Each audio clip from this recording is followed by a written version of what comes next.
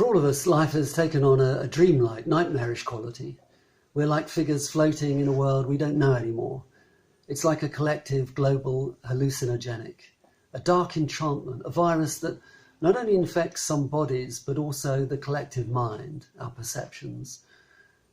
Now there is what is happening, there are the implications of what is happening, and there is the perception of what is happening, and all three can have dire repercussions. And when a kind of unreality is upon you, you have to look at what is happening and then ask the question, what is really happening?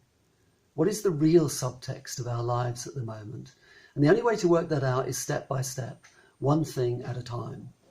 Then join up the dots and try to see the big picture. I want to look at this coronavirus, COVID-19, just in terms of the idea of freedom. Not in terms of the science, where the jury is clearly out, but just for now, let's take stock of what is happening to our freedoms. After all, this virus, which is a living thing, has immense freedom. It's a living thing and it can go where it likes, infect who it likes, become ingrained into the everyday fabric of life all over the world. So we should at least know the state of our freedoms, otherwise we are screwed.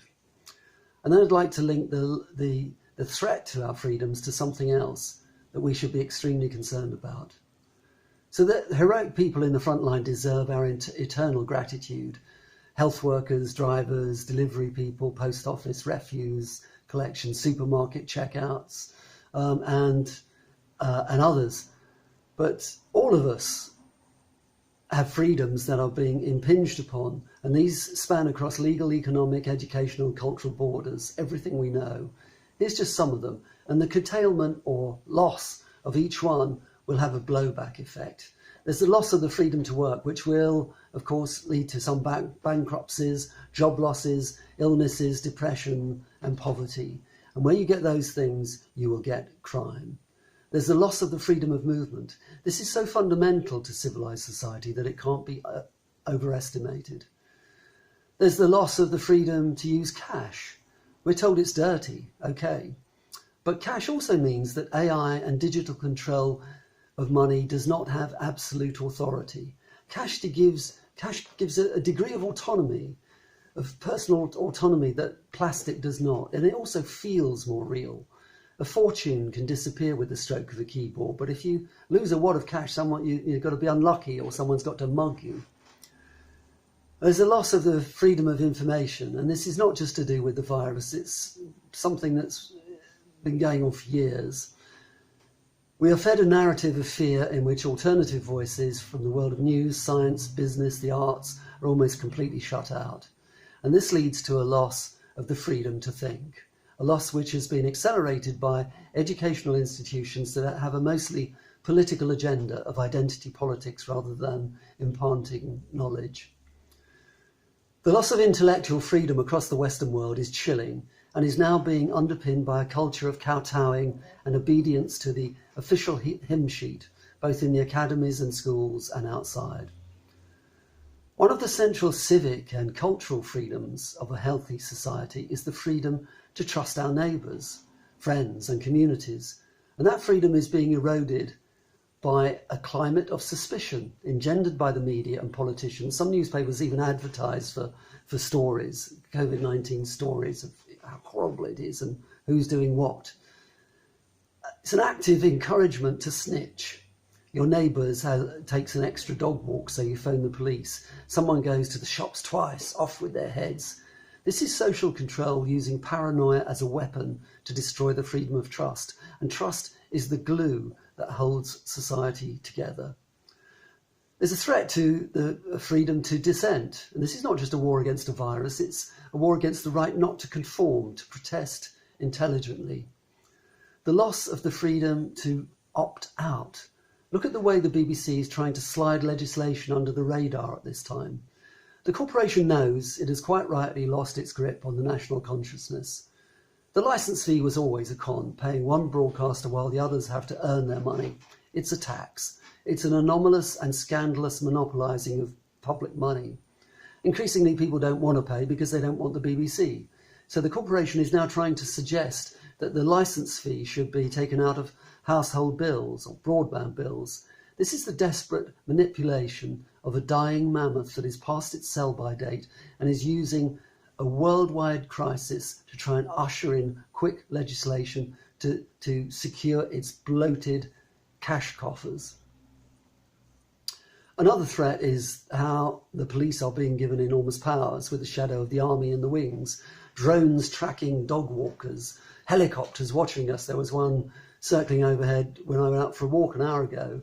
And this is a police force that tiptoes around things like grooming gangs because it fears accusations of racism. Yet it will pounce on someone for walking in the park. This is a police force that says they have no officers to investigate burglaries, yet can wait in laybys to see if someone is driving their car a mile too far. So a few years back, there was a man who phoned the police one night and said there was an intruder in his back garden looking for a way to get in the house. And he was told there were no officers available to come to your house, so just wait and see. If he does break in, ring back. The man ran back in 10 minutes and said, "Oh, don't worry, there's no problem. I went outside and I shot him, so he's dead now."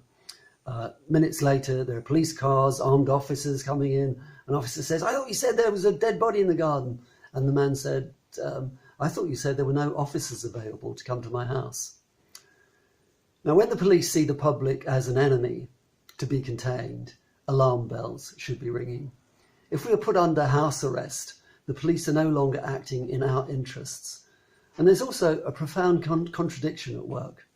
On the one hand, police apologists complain, with justification, that their teeth have been pulled by legislation and government restrictions, yet the government now, in one simple stroke, gives that same police force enormous powers. Something stinks. Our freedoms are being threatened under the guise of public safety. There's also our freedom to behave as responsible adults.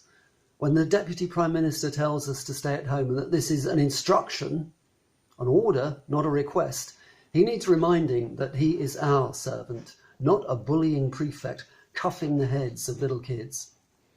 There's our freedom to know what's happening that is blocked by officialdom.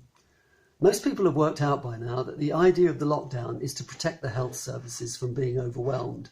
It's not, because if we imprison ourselves in our homes, the virus will miraculously die of boredom and go away. It probably won't. And when we emerge from our bunkers, it's likely that one person with the virus could set it all off again. So rather than destroy the whole economy, maybe look at what resources each part of the country has.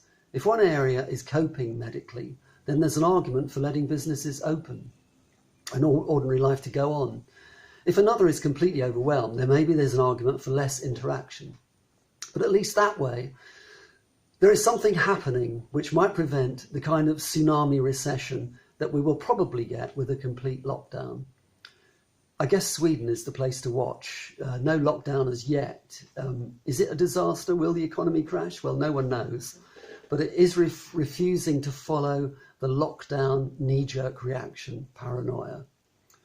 There's also a threat to the freedom of self-government. The EU has the Schengen Agreement, which really says the borders have to be open.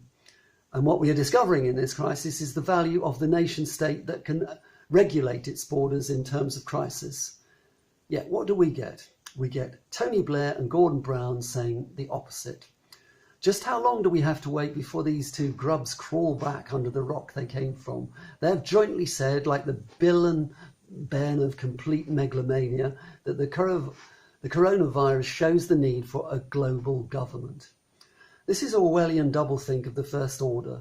The mere fact that it is these twin parasites from a metropolitan elite should be the first clue that what you're about to hear is dangerous nonsense. This is a war criminal and a sociopath who robbed the country of billions of pounds. Remember Brown's Bottom? Selling half our gold in auctions, and when the price was very low, and telling people when he was going to do it so to ensure that the price goes down even more, and we get 2.4 billion for what would now be worth, 17 billion? So this pantomime Batman and Robin of murder, war, chaos and financial lunacy are telling us that we need to do the very thing that has caused this mess in the first place. What they are advocating for is corporate and technological and political totalitarianism. with, guess what, key roles for themselves as the front face of that faceless 1%, what Paul Simon cleverly calls a loose affiliation of millionaires and billionaires, the Rothschilds, JP Morgan Bank, and those whose names we don't even know. Now, all these losses of freedom have a trajectory, and that trajectory is world government, world army, world currency. This is not paranoid, delusional thinking. People are saying it publicly. Brown and Blair have said this, and the documents are there. I've mentioned them before, Agenda 21 and Agenda 30, and the Project for the New American Century. The latter was a think tank document advocating the global domination of space and cyberspace, regime change the world over to destabilize it in favor of one world government and the fighting of multiple perpetual wars. Agenda 21 and 30 were signed by all 192 United Nations countries, which makes it sound democratic and a good thing. But as we know, the people in the UN who sign these things do not represent the majority of their countries or the interests of their people. They're often in the pay of the bank owners, the military, and are reading from a hand-me-down sheet from corporate oligarchs. Now, the subtext of Agendas 21 and 30 and the New American Project, and sometimes the explicitly expressed intention, is to control all space and cyberspace. It's to control all land, all population movement, all information, all education, all manufacturing, all travel, food production, all legal institutions, all military, water, housing, building, all transport, all oil and petrol, all political institutions at national and local levels. Whew. It's an opportunistic drive to power that will use anything it can.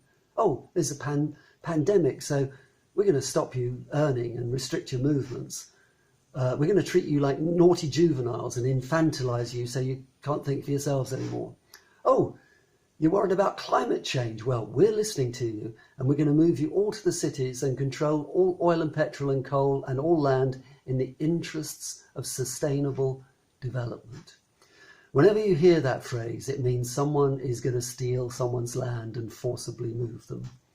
This is already happening. Many American farmers are forced to sell and move to the city because the roads that have been altered deliberately so that they can no longer get their goods to market. There are American sacrifice cities that are being deliberately turned into wastelands of drug abuse and poverty that would shame at what used to be called third world country, simply because they are not part of the big plan. American writer Chris Hedges has written and lectured extensively on this. And this is the big point. Globalization and globalist thinking has shown us the fragility of the world and of ourselves, and of how easy it is to control us physically, emotionally, and psychologically. And we need to be honest about this. I mean, physically, we've had SARS, Ebola, avian flu, even the plague in a few places in the past 20 years. So it's clear that infections and viruses are also part of the new world order, the new reality. COVID-19 is a truly globalist phenomenon. It's multicultural. It believes in diversity and completely open borders. The virus is a good metaphor for the pestilential results of globalization. And it's opened a whole can of worms about the dangers of wanting things big, ever more diverse, ever more collective. And it's even more complicated because we do want some of the benefits of globalization: air travel, communication, working with other nations, holidaying in different places, trying different cuisines, getting cheap imported goods, going to another country for medical procedures. But nothing comes free. Because once that is politicized, you get a bunch of powerful people who say, okay, you want globalization, but someone has to control it and administer it and police it. And guess what? We're the ones to do it. So it'll be a few corporations, a few banks, a few cabals like the Rothschilds, and then it's bad news for everyone except the 1%. More power in the hands of fewer people is always a mistake. As Hannah Arendt says in her groundbreaking book, The Origins of Totalitarianism, totalitarian government always transformed classes into masses. This is what's been happening in Europe. And it supplants the party system, not by a one-party system, but by a mass movement. And it shifts the centre of power from the army to the police. and establishes a foreign policy openly directed toward world domination of one sort or another. It can be military, political, cultural, or as we're now seeing, economic. She says elsewhere that the totalitarian attempt at global conquest and total domination has always been the way out of all impasses. Its victory may coincide with the destruction of human life. And we're caught in a web of contradictions of our own making, because there's the actual power of human beings so great that they can travel into space and challenge the very nature of their own reality, but also the impotence of those same modern human beings to live in the world and understand that very world that they have established. And the thing about freedoms is that they take a long while to gain and a moment to lose. Each one of them is hard won. They don't just happen. It's taken several thousand years and a lot of blood and sweat to enjoy, until recently, a society and culture that, for all its muddle and contradictions and things that are wrong and should be criticised, was bloody amazing. But the freedom that made it amazing, the freedoms that made it amazing, can be wiped out in an instant, and we're learning that. And I think we have to face a very serious question recently posed by Noam Chomsky. Are we viable as a species?